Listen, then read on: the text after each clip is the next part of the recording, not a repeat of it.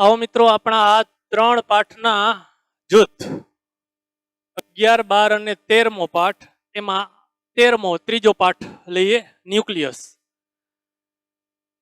પરમાણુનો અભ્યાસ કર્યો ત્યારે રુધરફર્ડના પ્રયોગમાં આપણે એમ કીધું હતું કે પરમાણુ કેવો બનેલો છે। રુધરફર્ડે એમ કીધું કે પરમાણુ પોલા ગોળા જેવો છે। પરમાણુનું મોટા ભાગનું દળ એના કેન્દ્ર પર કેન્દ્રિત થયેલું છે 99.99% દળ। એ જે સમગ્ર દળ અને ધનવીજ ભાર કેન્દ્રિત થયેલો છે એ ભાગનું નામ આપ્યું હતું આપણે ન્યુક્લિયસ। તો આ ન્યુક્લિયસને ચોક્કસ બંધારણ હોય અથવા તો ન્યુક્લિયસ કેવું હોય, ન્યુક્લિયસની અંદર પ્રોટોન અને ન્યુટ્રોન છે તો કેવી રીતે ગોઠવાયેલા હોય। ટૂંકમાં આપણે હવે આ ન્યુક્લિયસ રિલેટેડ આ પાઠમાં અભ્યાસ કરવાના છીએ। શરૂઆત કરીએ। આપણે આ પાઠમાં આવું બાબતો ભણવાના છીએ। આપણે જોયું હતું કે પરમાણુ અને ન્યુક્લિયસનું પરિમાણ, જો પરમાણુને આપણે 10⁻⁻10 મીટરની ત્રિજ્યા ગણીએ તો એની સાપેક્ષે ન્યુક્લિયસની ત્રિજ્યા એના કરતા આશરે 10⁴ ગણી, 10⁴ ગણી કહેવાના બદલે 10⁴ માં ભાગની 10⁻14 થી 10⁻15 મીટર ના ક્રમની એની ત્રિજ્યા છે।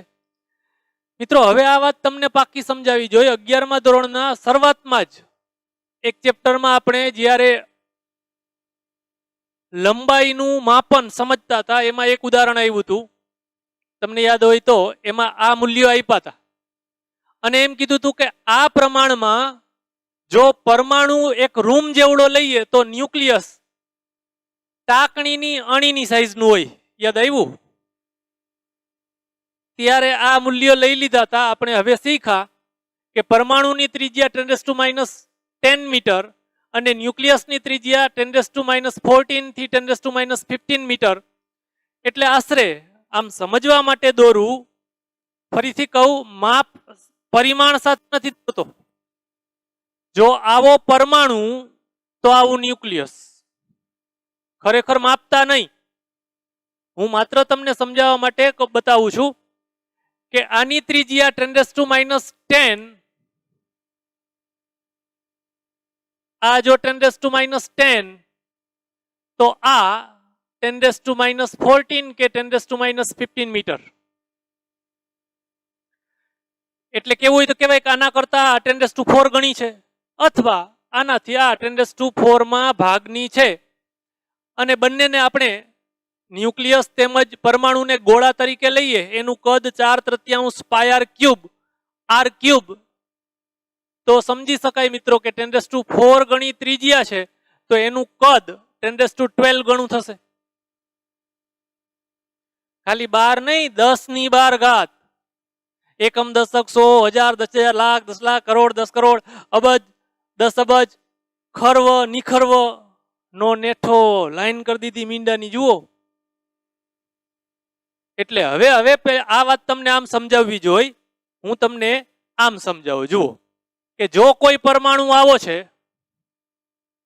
એની અંદર હું ખાલી પ્રમાણ સમજાવવા માટે આ ટપકા કરું છું મિત્રો, આ ટપકા કરું છું, આ ટપકા આ કરું છું એના કરતા ઘણા નાના। આખા પરમાણુની સાપેક્ષે આ ટપકું દેખાય છે, આ ટપકું આના કરતા આશરે એનું કદ 10⁻12 માં ભાગનું છે, અથવા આ ટપકા કરતા આ ગોળાનું દળ 10⁻12 ગણું છે। એટલે આપણે એમ કહેતા હતા કે કોઈ પરમાણુનું મોટા ભાગનું દળ મિત્રો 99.99% દળ કેન્દ્રમાં કેન્દ્રિત થયેલું છે।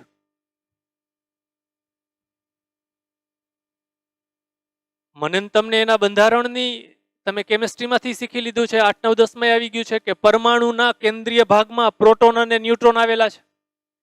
માત્ર ઇલેક્ટ્રોન કે જે પ્રોટોન ન્યુટ્રોન કરતા ખૂબ હલકા છે એ ન્યુક્લિયસની આસપાસ નિશ્ચિત કક્ષાઓમાં પરિભ્રમણ કરે છે। આપણે અત્યારે આ પાઠમાં હમણાં જોવાના છીએ સમસ્થાનિકો, સમદળીય, આઇસોટોપ, આઇસોબાર, આઇસોમર, આ બધી વ્યાખ્યાઓ હમણાં જોઈએ। એની પહેલા આ પાઠમાં આપણે શું ભણવાના છે, ન્યુક્લિયસનું બંધારણ કેવું હોય એના વિશે અભ્યાસ કરીશું। એના ઘટકો, ન્યુક્લિયસ જેનાથી બનેલું છે, પ્રોટોન ન્યુટ્રોન ને ન્યુક્લિયસના ઘટકો કહેવાય. મિત્રો એને આપણે આ પાઠમાં નવું નામ આપશું ન્યુક્લિયોન. ન્યુક્લિયોન એટલે ન્યુક્લિયસની અંદર રહેલા ઘટકો. પ્રોટોન અને ન્યુટ્રોન બંને ન્યુક્લિયસની અંદર આવેલા છે, એને ન્યુક્લિયોન એવું નવું નામ આપશું. ન્યુક્લિયોન પ્રોટોન નહીં કહેવાય, ન્યુક્લિયોન ન્યુટ્રોનને પણ કહેવાય.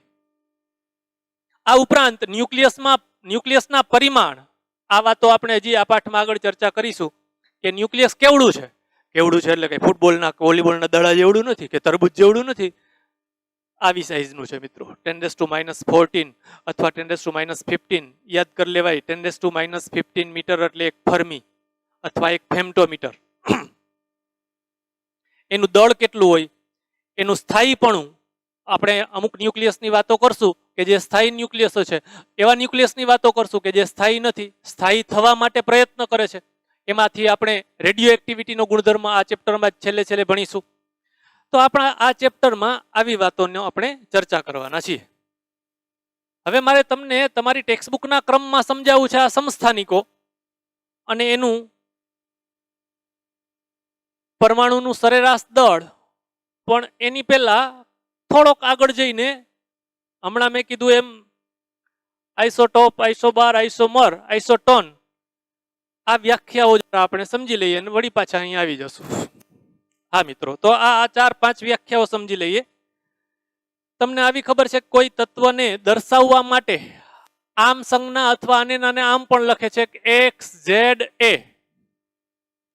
તમને ખબર છે એક્સ છે એ જે તે તત્વની સંજ્ઞા છે. આ એક્સ છે એ જે તે તત્વની સંજ્ઞા છે. દાખલા તરીકે આમ લખ્યું છે તો આ H હાઇડ્રોજનની સંજ્ઞા છે. અહીં લખ્યું છે 1H1. અહીં લખ્યું છે C ફોર કાર્બન, કાર્બનની સંજ્ઞા છે. તો આ એક્સ કોઈક તત્વની સંજ્ઞા છે. નીચે ઝેડ લખ્યો છે એ પરમાણુ ક્રમાંક દર્શાવે છે. પરમાણુ ક્રમાંક એટલે આપેલા પરમાણુના અંદર રહેલા પ્રોટોનની સંખ્યા. અને તમને ખબર છે કે પ્રોટોનની સંખ્યા હોય એટલી જ પ્રોટોન ન્યુક્લિયસની અંદર હોય, જ્યારે ઇલેક્ટ્રોન ન્યુક્લિયસની આસપાસ નિશ્ચિત કક્ષામાં પરિભ્રમણ કરે છે. તો આ ઝેડ છે એ પરમાણુ ક્રમાંક દર્શાવે છે. પરમાણુ ક્રમાંક કેટલો હોય તો કે આપેલા પરમાણુની અંદર રહેલા પ્રોટોનની સંખ્યા જેટલો, એટલે કે આપેલ પરમાણુની અંદર રહેલા ઇલેક્ટ્રોનની સંખ્યા જેટલો. પ્રોટોનની સંખ્યા એટલે ઇલેક્ટ્રોનની સંખ્યા સરખી હોય. અને આ એ છે એ પરમાણુ દળાંક છે. એને આપણે શબ્દોમાં કહેશું પરમાણુ દળાંક. એ કેટલો હોય તો કે કોઈ પરમાણુની અંદર રહેલા પ્રોટોનની સંખ્યા વત્તા ન્યુટ્રોનની સંખ્યા. પ્રોટોનની સંખ્યા અને ન્યુટ્રોનની સંખ્યાના સરવાળાને એનો પરમાણુ દળાંક કહેવાય. આપણે એ પૂર્ણાંક અપૂર્ણાંક એવી વાતો કરવાના છે. તમને મને ખબર છે સામાન્ય સંજોગોમાં એ પૂર્ણાંક હોય, પણ પરમાણુનું દળ આપણે હમણાં જ ખરેખર આના પહેલાનો પણ આના પછીનો હમણાં આપણે એ ટોપિક જોઈશું. તો આ એક્સ છે એ તત્વની સંજ્ઞા છે. આ એક્સ તત્વની સંજ્ઞા છે. આ ઝેડ છે એ પ્રોટોનની સંખ્યા અથવા પરમાણુ ક્રમાંક છે. અને પ્રોટોનની સંખ્યા છે એટલી જ ઇલેક્ટ્રોનની સંખ્યા છે. આ એ છે એ પરમાણુ દળાંક છે. કેટલો હોય તો કે પ્રોટોનની સંખ્યા વત્તા ન્યુટ્રોનની સંખ્યા. એને સંજ્ઞામાં લખ્યું આપણે એન એટલે ન્યુટ્રોન અંક, ન્યુટ્રોનની સંખ્યા. એ એટલે પ્રોટોન વત્તા ન્યુટ્રોન, ઝેડ એટલે ન્યુટ્રોન. સાવ સહેલું ગણિત છે. આ પ્રોટોન વત્તા ન્યુટ્રોન, આ પ્રોટોન તો કોણ વધે? પ્રોટોન વત્તા ન્યુટ્રોનની, પ્રોટોનની સંખ્યા વત્તા ન્યુટ્રોનની સંખ્યા માઇનસ ઝેડ એટલે પ્રોટોનની સંખ્યા, તો ન્યુટ્રોનની સંખ્યા, ન્યુટ્રોન અંક. હવે આપણે આ ચારેય વ્યાખ્યાઓ જોઈએ. સમસ્થાનિકો, એનું નામ જ એની વ્યાખ્યા આપશે સમસ્થાન. તમે આવર્ત કોષ્ટક કેમિસ્ટ્રીમાં જોયું છે, ભણ્યા છો, અને અમુક પરમાણુ ક્રમાંક સુધી તો તમે ગોઈખા પણ છે. તો આ પરમાણુ, આ આવર્ત કોષ્ટકમાં પરમાણુઓનું સ્થાન એક સરખું હોય, એક જ સ્થાને બેઠા હોય એવા પરમાણુઓને એકબીજાના સમસ્થાનિકો કહેવાય. આ એના નામ પરથી આપણે સમજણ આપી. સમસ્થાન એની વ્યાખ્યા શું તો કે એવા પરમાણુઓ કે જેના ઝેડ સમાન હોય, એટલે કે પરમાણુ ક્રમાંક સમાન હોય. વિચારો, પરમાણુ ક્રમાંક સમાન હોય તો આવર્ત કોષ્ટકમાં એક જ સ્થાને બંને બેઠા હોય. 2 હોય તો 2, 3 હોય તો 3. સમસ્થાનિકો એટલે પરમાણુ ક્રમાંક ઝેડ સમાન હોય અને પરમાણુ દળાંક એ જુદો જુદો હોય. એને તમે બોલી શકો કે પ્રોટોનની સંખ્યા સરખી હોય પણ ન્યુટ્રોનની સંખ્યા જુદી જુદી હોય. જો મિત્રો પ્રોટોનની સંખ્યા સરખી કીધી એટલે ઇલેક્ટ્રોનની સંખ્યા તો સરખી થઈ જ ગઈ. માત્ર આટલું જ યાદ રાખવાનું છે, આટલું જ. ઝેડ સમાન અને એ અસમાન. તો એવા તત્વોને એકબીજાના સમસ્થાનિકો કહેવાય. ઉદાહરણ તમને 2-3 આપ્યા છે. 1H1, 1H2, 1H3 બહુ જાણીતા સમસ્થાનિકોની જોડ છે. હાઇડ્રોજનના 3 સમસ્થાનિકો હાઇડ્રોજન, ડ્યુટરોન અને ટ્રિટિયમ. હાઇડ્રોજન, ડ્યુટરોન અને ટ્રિટિયમ આ ત્રણેય એકબીજાના સમસ્થાનિક છે. આ વાત ચેક કરી લઈએ. હા, ઝેડ ત્રણેયનો સમાન છે 1 1 1. એ જુદો જુદો છે. આના માટે A1 છે, આના માટે A2 છે, આના માટે A3 છે. એ જુદો જુદો છે એટલે ઇલેક્ટ્રોનની સંખ્યા સરખી પણ ન્યુટ્રોનની સંખ્યા જુદી જુદી. તો એને આપણે આવી વાત હોય તો એને એકબીજાના આ બંનેને એકબીજાના સમસ્થાનિકો કહેવાય. એવા જ ઉદાહરણ મિત્રો કાર્બન પણ આવા સમસ્થાનિકો ધરાવે છે. જુઓ, બધાનો પરમાણુ ક્રમાંક 6 6 6 છે. પરમાણુ દળાંક બદલી જાય છે 12 13 14. એટલે આ ત્રણેય પણ એકબીજાના સમસ્થાનિકો થયા. એવી જ રીતે યુરેનિયમના પણ સમસ્થાનિકો અહીં બતાવ્યા છે. બધાનો પરમાણુ ક્રમાંક એક સરખો છે 92 92 92. પરમાણુ દળાંક જુદો જુદો છે અનુક્રમે 235 233 238. એના પછીની વાત સમજીએ મિત્રો. હા, આને રિલેટેડ એક વાત નોંધીએ કે રાસાયણિક ગુણધર્મો તેમાં ઇલેક્ટ્રોનિક બંધારણ પર આધાર રાખે છે. તમે ઇલેક્ટ્રોનિક બંધારણ ભણ્યા છો કેમિસ્ટ્રીમાં. 1s2 2s2 2p6 3s2 આવું ગોખતા હતા. એની ઇલેક્ટ્રોનિક બંધારણ કહેવાય. ઇલેક્ટ્રોનિક બંધારણ કેવું છે તેના પરથી એના રાસાયણિક ગુણધર્મો નક્કી થાય. તો આ રાસાયણિક ગુણધર્મો ઇલેક્ટ્રોનિક બંધારણ પરથી નક્કી થાય છે. સમસ્થાનિકના પરમાણુઓ એક સમાન ઇલેક્ટ્રોનિક બંધારણ હોવાથી આ ત્રણનું ઇલેક્ટ્રોનની સંખ્યા સરખી થઈ. એટલે 3 નું ઇલેક્ટ્રોનિક બંધારણ સરખું થયું. જો ઇલેક્ટ્રોનિક બંધારણ સરખું તો અહીં આપણે ઉપર નોંધ્યું એ પ્રમાણે ઇલેક્ટ્રોનિક બંધારણ પરથી રાસાયણિક ગુણધર્મો નક્કી થાય છે. જો ઇલેક્ટ્રોનિક બંધારણ સરખું તો એના રાસાયણિક ગુણધર્મો પણ સરખા. કોના? આ ત્રણેયના એક સરખા, આ ત્રણેયના એક સરખા, આ ત્રણેયના એક સરખા. એમ કેવું હોય તો કહેવાય કે આ બંનેના એક સરખા. ઓકે મિત્રો, બીજી વ્યાખ્યા આપણે સમજીએ. સમદળીય અથવા આઇસોબાર એટલે શું? આટલું જ યાદ રાખવાનું છે. એવી જ રીતે અહીં આટલું જ યાદ રાખવાનું છે. પરમાણુ ક્રમાંક અસમાન પણ પરમાણુ દળાંક સમાન. પરમાણુ ક્રમાંક અસમાન પણ પરમાણુ દળાંક સમાન. તો આ બંનેને આવા ગુણધર્મ ધરાવતા હોય એવા બે પરમાણુઓને એકબીજાના આઇસોબાર અથવા સમદળીય કહેવામાં આવે. જો મિત્રો ઉદાહરણમાં જોશો એટલે પાકો ખ્યાલ આવશે. સીધી વાત છે, બે જુદા જુદા તત્વો છે એટલે પરમાણુ ક્રમાંક જુદા જુદા જ છે. જુઓ, લખાઈ નથી, જરૂર નથી. પરમાણુ ક્રમાંક જુદા જુદા છે પણ પરમાણુ દળાંક સમાન છે 214 214. પીબી એટલે પબડી નહીં, પીબી એટલે લેડ. BI bismuth. લેડ અને બિસ્મથ બંનેમાં પ્રોટોન વત્તા ન્યુટ્રોનની સંખ્યા સમાન છે 214. પણ બંને જુદા જુદા તત્વો છે એટલે આવર્ત કોષ્ટકમાં જુદા જુદા સ્થાને છે. એમના પરમાણુ ક્રમાંક જુદો જુદો છે. ઝેડ જુદો જુદો પણ એ સમાન. તો આ બંનેને એકબીજાના આઇસોબાર અથવા સમદળીય કહેવાય. મિત્રો એવું બીજું ઉદાહરણ આપ્યું છે હાઇડ્રોજન અને હિલિયમ. તમને ખબર છે 1 હાઇડ્રોજનનો પરમાણુ ક્રમાંક 1. અહીં પણ નોંધ્યો તો એના સમસ્થાનિકો હતા પણ પરમાણુ ક્રમાંક તો 1 જ. એવી રીતે હિલિયમનો પરમાણુ ક્રમાંક 2. ગોખ્યું છે hydrogen, helium, lithium, beryllium, boron, carbon, nitrogen. એટલે જ આવડે છે મને. જુઓ, બંનેનો પરમાણુ દળાંક સરખો છે 3 3. પરમાણુ ક્રમાંક 1 અને 2 જુદો જુદો પણ પરમાણુ દળાંક સરખો. તો ઈ બંનેને આ હાઇડ્રોજન અને હિલિયમને એકબીજાના સમદળીય ઘટકો કહેવાય, એકબીજાના સમદળીય આઇસોબાર છે એમ કહેવાય. પછીની વાત આઇસોટોન. જોજો મિત્રો, ઝેડ અસમાન હોય, એ પણ અસમાન હોય. અહીં શું હતું? એ અસમાન. અહીં શું હતું? ઝેડ અસમાન. જ્યારે આ આઇસોટોનમાં બંને અસમાન હોય. એટલે કોઈ પણ બે લઈ લ્યો તો નહીં ચાલે મિત્રો. આગળ તો હજી સાંભળો, ધીરજ તો રાખો ભલામણ યાર. બંનેના ઝેડ અને એ અસમાન હોય પણ ન્યુટ્રોન અંક સમાન હોય, ન્યુટ્રોનની સંખ્યા સરખી હોય. ઉદાહરણ જુઓ એટલે તરત ખ્યાલ આવશે મિત્રો. જુઓ ક્રિપ્ટોન અને રૂબેડિયમ, આરબી એટલે રૂબેડિયમ. આનો પરમાણુ ક્રમાંક 36, આનો 37, એટલે આ વાત બરાબર. ઝેડ અસમાન.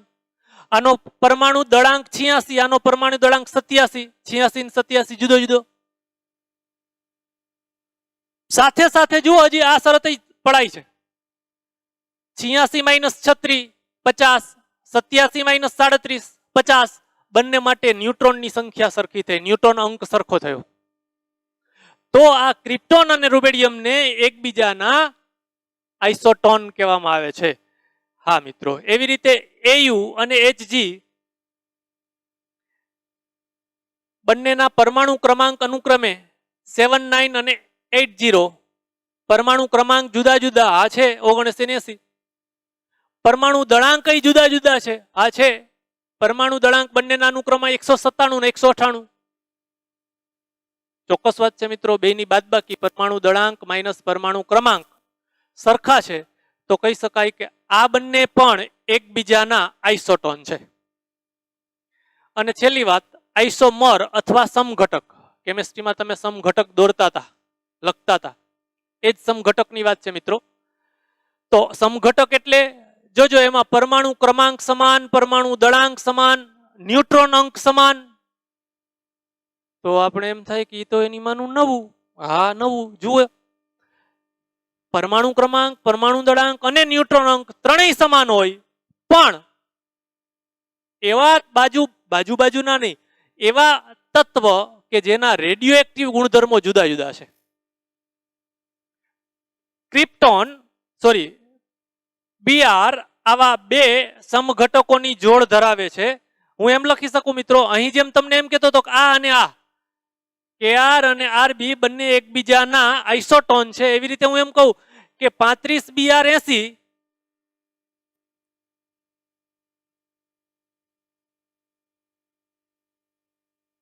આ જોડ લખી મેં. બંનેના પરમાણુ ક્રમાંક સરખા 35, બંનેના પરમાણુ ક્રમાંક દળાંક, બંનેના પરમાણુ દળાંક સરખા 80. અને તો પરમાણુ દળાંક માઇનસ પરમાણુ ક્રમાંક સરખા જ હશે. ન્યુટ્રોન અંક કેટલો થશે? 80 માંથી 35 જાય તો 45 બંનેનો. તો મિત્રો આના રેડિયો એક્ટિવ ગુણધર્મો અને આના રેડિયો એક્ટિવ ગુણધર્મો જુદા જુદા છે, તો આ બંનેને એકબીજાના સમઘટકો કહેવામાં આવે છે. એકબીજાના સમઘટક અથવા એને ઇંગ્લિશમાં કહીએ છીએ આઇસોમર કહેવામાં આવે છે. સારું મિત્રો, હવે આપણે આ પૈકી આ આઇસોટોપ સમસ્થાનિકોનો થોડો વિશેષ અભ્યાસ કરવાનો છે. આવી જઈએ.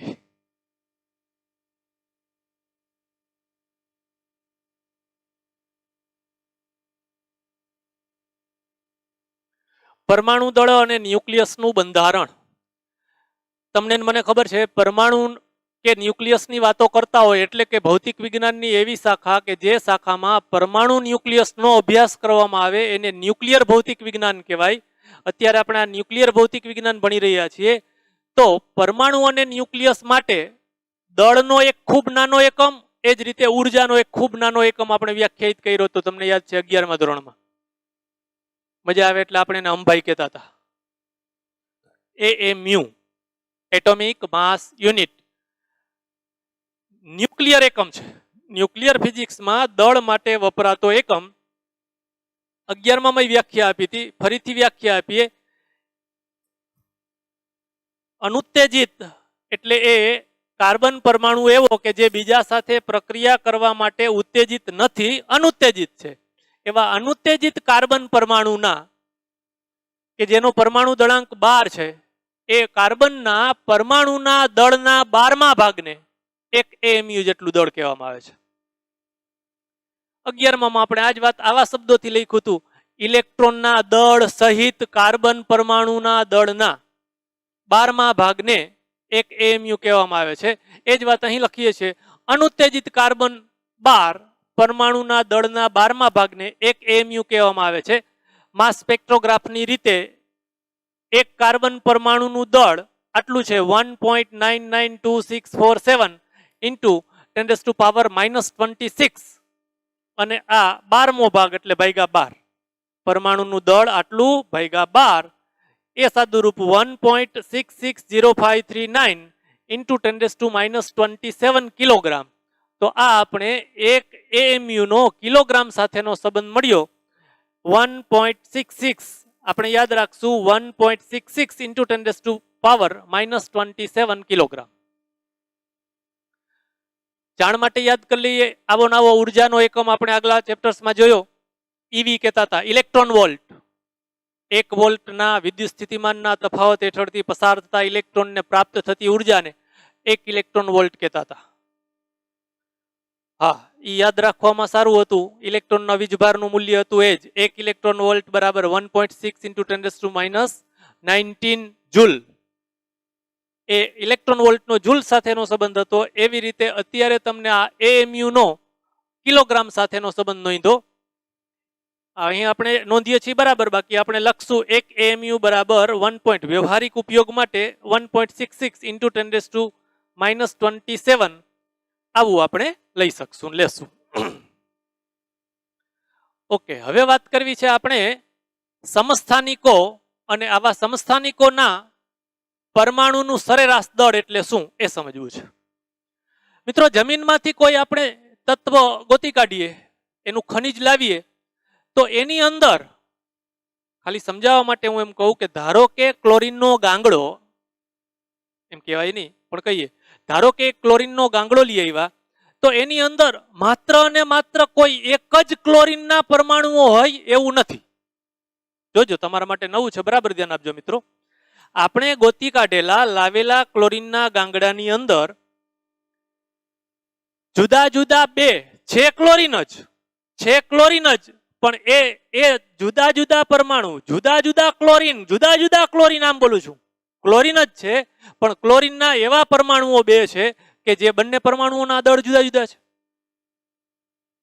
એવી રીતે આપણે હાઇડ્રોજનની વાત કરવાના છે. તો આ જુદા જુદા પરમાણુઓના દળ જુદા જુદા છે. આપણે જે ક્લોરીનનો ગાંગડો લઈ આવ્યા એની અંદર એ પરમાણુઓનું પ્રમાણ જુદું જુદું હશે. નો મજા આવી? ફરીથી મિત્રો, વ્યાપક રીતે ધારો કે કોઈ એક તત્વનો ગાંગડો આપણે લીધો, એ તત્વ એક્સ કહું, ક્લોરીન એવી રીતે એક્સ કહું, તો એની અંદર આ એક્સ તત્વના સમસ્થાનિક તમને યાદ રહી જવું જોઈએ. પરમાણુ ક્રમાંક સમાન, પરમાણુ દળાંક જુદો જુદો, એવા સમસ્થાનિકો આ એક્સ ની અંદર એક્સના જ સમસ્થાનિકો જુદા જુદા અને જુદા જુદા પ્રમાણ સાથે આવેલા છે. ધારો કે હું એમાં એમ કહું કે એની અંદર રહેલા, સપોઝ આની અંદર આ એક્સ તત્વની અંદર x1 x2 x3 આવા જુદા જુદા 3 સમસ્થાનિકો છે.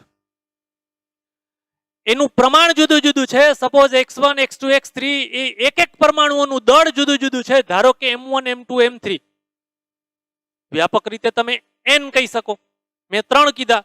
તો આ એક્સ તત્વના પરમાણુનું સરેરાશ દળ, આ પરમાણુનું સરેરાશ દળ m1 x1 plus m2 x2 plus m3 x3 divide by x1 plus x2 plus x3.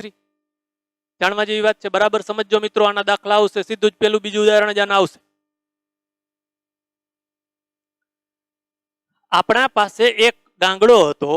એ ગાંગડાની અંદર ધારો કે એક્સ તત્વનો ગાંગડો છે, ઓલો ગાંગડો નહીં, તમે સમજો એ ગાંગડો. તો આ એક્સ તત્વ આ સ્ફટિકની અંદર છે, પણ એ એક્સ ના જુદા જુદા 3 સમસ્થાનિકો આપણે ધાર્યા. 4 હોઈ શકે, 5 હોઈ શકે મિત્રો, 2 હોઈ શકે. ધારો કે આપણે ધારીએ છીએ એમાં જુદા જુદા 3 છે. એમાં પહેલા સમસ્થાનિકનું દળ, એક પરમાણુનું દળ m1, બીજાનું દળ m2, ત્રીજાનું દળ m3, ઉપરાંત એની અંદર પ્રમાણ. મજા આવે એટલે એમ કહું, ધારો કે મારા પાસે જે ગાંગડો છે એ કુલ 100 ગ્રામ છે. 100 ગ્રામ, 50 ગ્રામ, 1000 ગ્રામ, જે લેવું હોય લ્યો. ધારો કે 100 ગ્રામ છે, તો આ 100 ગ્રામની સાપેક્ષે x1 x2 x3 એનું પ્રમાણ, x1 x2 x3 પ્રમાણ દર્શાવે છે. સપોઝ એવું હોય નહીં, પણ જો ધારો કે એવું છે કે ત્રણેય સમપ્રમાણમાં છે, સરખા જ પ્રમાણમાં છે, તો x1 x2 x3 શું થશે? 33.33, 33.33, 33.33. સમજાણું મિત્રો? એટલે તમને એ સમજાવવું જોઈએ કે આ x1 + x2 + x3 એટલે આખો પદાર્થ, આખો ગાંગડો 100%, 100% આપણે એને એમ કહેશું 100%. હમણાં જ ઉદાહરણથી વધુ પાકું સમજાશે. આ સમસ્થાનિકોનું કારણ સમજીએ. સામાન્ય રીતે જુદા જુદા પરમાણુઓના દળ હાઇડ્રોજન પરમાણુના દળના પૂર્ણાંક ગુણકોની નજીકના હોવાનું જણાય છે. આપણે એમ કીધું કે હાઇડ્રોજન એટલે 1H1, 1H1 અર્થાત એક હાઇડ્રોજન એટલે એક પ્રોટોન, એક હાઇડ્રોજન પરમાણુ એટલે એક પ્રોટોન. હવે હું એમ કહું 2He3, મજા આવે એટલે એમ કહું હિલિયમ 2He3, તો એમાં 3 ન્યુક્લિયોન થયા.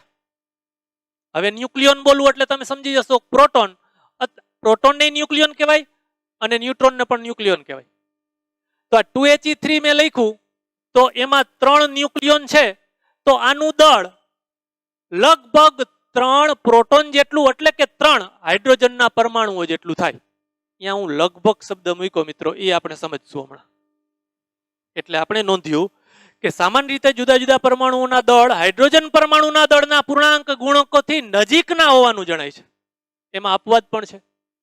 આપણે સમજશું અપવાદ શું કામ છે, કોણ છે.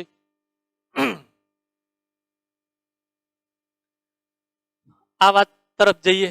લગભગ દરેક તત્વ ઘણા સમસ્થાનિકોનું મિશ્રણ ધરાવે છે. મેં હમણાં તમને એમ કીધું કે ગાંગડો જુદા જુદા 3નું, 5નું, 15નું એવું મિશ્રણ હોઈ શકે, તો એની અંદર એનું પ્રમાણ પણ જુદું જુદું હોઈ શકે. જુદા જુદા તત્વોમાં આ સમસ્થાનિકોનું સાપેક્ષ પ્રમાણ જુદું જુદું હોય છે. હવે આ સૂત્ર સમજવા માટે આપણે સમજી લઈએ M1, M2, M3 શું છે. તો કે આપણા સ્ફટિકની અંદર, આપણા ગાંગડાની અંદર રહેલા એક જ તત્વના સમસ્થાનિકોના અનુક્રમે દળ આપણે લીધા છે. કે ધારો કે 3 સમસ્થાનિકો છે, કોઈ એક X તત્વને 3 સમસ્થાનિકો છે, એ 3 સમસ્થાનિકોના દળ અનુક્રમે M1, M2, M3 છે. યાદ છે તમને, હમણાં આપણે સમસ્થાનિકોની વાત કરી. હાઇડ્રોજનના 3 સમસ્થાનિક 1H1, 1H2, 1H3. હાઇડ્રોજન, ડ્યુટેરોન અને ટ્રિટિયમ, એના દળ અનુક્રમે M1, M2, M3. અને X1, X2, X3 શું છે? એનું પ્રમાણ. આખા પદાર્થની અંદર એનું સાપેક્ષ પ્રમાણ. સમજાય મિત્રો? તો X1, X2, X3 એનું સાપેક્ષ પ્રમાણ છે. તો એ X તત્વનું, આપણે એમ કીધું કે આ ગાંગડાની અંદર X તત્વના પરમાણુઓ છે, તો આ પરમાણુનું સરેરાશ દળ આ સૂત્રથી આપી શકાય. M1 X1 + M2 X2 + M3 X3 divide by X1 + X2 + X3. તમને સમજાવવું જોઈએ કે છેદમાં આખો પદાર્થ એટલે કે 100% લેશું આપણે. જો પર્સન્ટેજમાં લઈએ તો છેદમાં 100% લેશું. મેં હમણાં ઉદાહરણ આપ્યું, ફરીથી કહું કે ધારો કે આ ગાંગડાની અંદર, ખરેખર એવું ન હોય પણ જો એવું હોય કે 3નું પ્રમાણ એક સરખું છે, ત્રણેયનું એક સરખું, એનો અર્થ એમ કે 100% આખો એટલે 100% ભાગ્યા 3, તો 33.33, 33.33 ને 33.33, એટલે છેદમાં સરવાળો 100 થશે. એનું ઉદાહરણ આપીએ. 2 ઉદાહરણ આપવા છે આપણે, એક ક્લોરીન માટે અને હાઇડ્રોજન માટે. અહીંથી ભૂલથી કિલોરીન લખાઈ ગયું છે. કિલોરીન નહીં મિત્રો, ક્લોરીન. ક્લોરીનના 2 સમસ્થાનિકોના દળ અનુક્રમે M1 = 34.98 U. U એટલે તમને ખબર છે એટોમિક માસ યુનિટ. એની સંજ્ઞા AMU અથવા ખાલી U. અહીં આપણે નોંધ્યું છે આ AMU, એને જ એક U પણ કહે છે. તો આપણા પાસે ક્લોરીનનો જથ્થો છે, એની અંદર ક્લોરીનના 2 સમસ્થાનિકો છે, 1 અને 2. એમાં પહેલો પરમાણુનો પહેલો સમસ્થાનિક છે, એનું દળ 34.98 AMU, અને બીજો છે એનું 36.98 AMU છે. અને એનું સાપેક્ષ પ્રમાણ, આટલા દળવાળા પરમાણુઓનું પ્રમાણ આટલા ટકા છે, 75.4%. તો આ તમને નો કીધું હોય તોય ખબર પડી જાય, ફરજિયાત પડી જાય કે 2 જ છે, તો ફરજિયાત આ બંનેનો સરવાળો 100 થવો જ જોઈએ, 24.6%. જો આ M1 નું પ્રમાણ 75.4% છે તો M2 નું પ્રમાણ 100 માઇનસ 75.4 એટલે 24.6% જોવું જોઈએ. આ x1 plus x2 plus x3 જેટલા હોય એનો સરવાળો 100 થાય જ.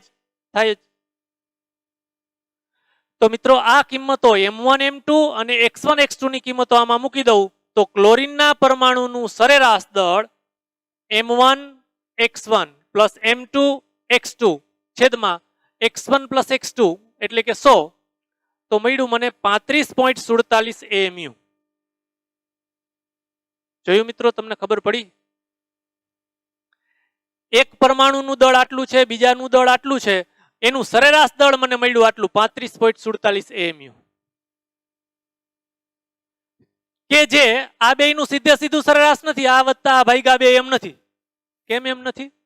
ખરેખર તો એમ ન હોવું જોઈએ. ના, એમનું પ્રમાણ જુદું જુદું છે એટલે આમ થયું, નહીતર તો આમ જવાની જરૂર નહોતી, સીધે સીધું કહી દેત 3 હોય તો M1 plus M2 plus M3 by 3 નહીં ચાલે યાર.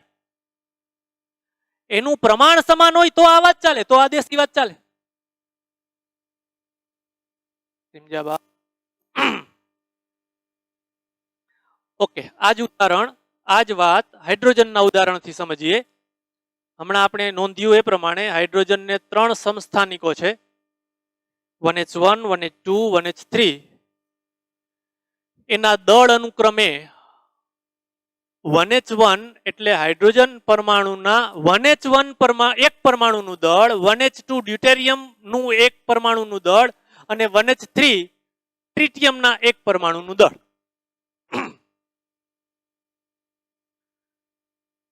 ફરીથી કહું, જો આનું પ્રમાણ હોય નહીં એવું છે જ ને, સમજવા માટે કહું છું, જો આનું પ્રમાણ x1 x2 x3 સરખા હોત તો આપણા જૂના જાણીતું સૂત્રમાં M1 x1 plus M2 x2 plus M3 x3 divide by x1 plus x2 plus x3, એમાં x1 બરાબર x2 બરાબર x3 મૂકી દો એટલે આપણું દેશી સૂત્ર થઈ જાય M1 plus M2 plus M3 by 3.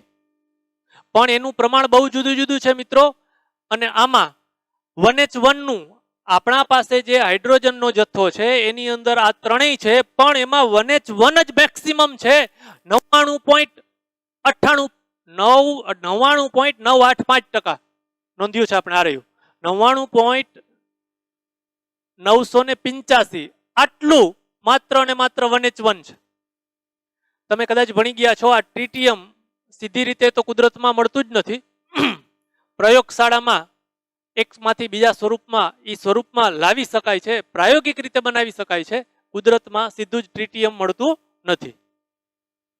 હમણાં આપણે વાતો કરી ફરીથી, એક પ્રોટોનનું દળ કિલોગ્રામના સ્વરૂપમાં 1.67262, આપણે વ્યવહારિક ઉપયોગ માટે આટલું જ નોંધ્યું 1.67 ઇન્ટુ 10⁻27, પણ એનું ચોક્કસ જોવા જઈએ તો 1.67262 ઇન્ટુ 10⁻27 કિલોગ્રામ. જોજો મિત્રો, સરળ છે પણ તમારા માટે પહેલી વખત આવે છે કે પ્રોટોનનું દળ બરાબર માસ ઓફ 1H1 માઇનસ 1 ઇલેક્ટ્રોન.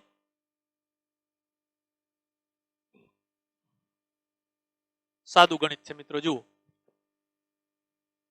પરમાણુ એટલે શું? એમ કેવું હોય તો કહેવાય પરમાણુ એટલે ન્યુક્લિયસ વત્તા ઇલેક્ટ્રોન્સ. પરમાણુ એટલે ન્યુક્લિયસ વત્તા ઇલેક્ટ્રોન. તો આ પરમાણુ એમાંથી ઇલેક્ટ્રોનનું દળ બાદ કરી દઈએ તો ન્યુક્લિયસનું દળ વધે. પણ હાઇડ્રોજનને 1H1 લખીએ છીએ એનો અર્થ એમ કે એક જ પ્રોટોન છે. એક પ્રોટોન છે તો એક ઇલેક્ટ્રોન હશે. હાઇડ્રોજન માટે તમે ન્યુક્લિયસ કયો તોય ભલે ને એક પ્રોટોન કયો તોય ભલે, એને ન્યુટ્રોન છે જ નહીં. તો શું થયું મિત્રો? પ્રોટોનનું દળ કેટલું થાય? હાઇડ્રોજનના પરમાણુનું દળ એમાંથી એક ઇલેક્ટ્રોનનું દળ બાદ કરી દઈએ એટલું. હાઇડ્રોજનના પરમાણુના દળમાંથી એક ઇલેક્ટ્રોન, હાઇડ્રોજન પાસે એક જ ઇલેક્ટ્રોન છે, હાઇડ્રોજનના પરમાણુમાં એક જ ઇલેક્ટ્રોન છે, એક જ પ્રોટોન છે. તો એક એમ બોલવું હોય તો બોલી શકાય કે પ્રોટોનનું દળ કેટલું? આખા પરમાણુના દળમાંથી એક ઇલેક્ટ્રોનનું દળ બાદ કર્યું. માસ સ્પેક્ટ્રોગ્રાફથી હાઇડ્રોજનના પરમાણુનું દળ ગણ્યું આટલું, ઇલેક્ટ્રોનનું દળ આ, બાદબાકી મને મળ્યું પ્રોટોનનું દળ AMU માં 1.00728 AMU. તમને ખબર છે AMU માંથી કિલોગ્રામમાં જવા માટે 1.66 ઇન્ટુ 10⁻27 વડે ગુણ્યા. તો શું થયું મિત્રો? આ મળશે મને 1.67262 ઇન્ટુ 10⁻27 કિલોગ્રામ. એક પ્રોટોનનું દળ આ રીતે તમે ગણી શકો. એક પ્રોટોનનું દળ, ન્યુટ્રોનનું દળ લગભગ આટલું જ.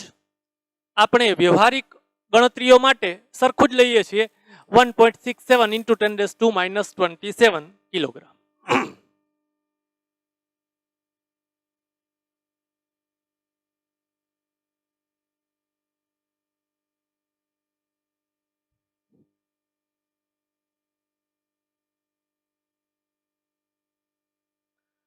હા મિત્રો, આમાંથી જ આપણે આગળ ન્યુટ્રોનના શોધની વાત કરવી છે, પણ એ આના પછીના પિરિયડમાં લઉં.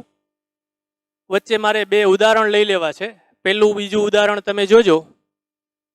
આ આપણું એક જ સૂત્ર m1x1 plus m2x2 plus m3x3 divide by x1 plus x2 plus x3 એ આવતી વખતે હું ગણાવીશ. તમે જોઈ રાખજો. આજે આટલું જ મિત્રો. સાથે સાથે તૈયાર કરતા જજો. આ પાઠ સહેલો અને પરીક્ષાની દ્રષ્ટિએ અગત્યનો એવો પાઠ છે.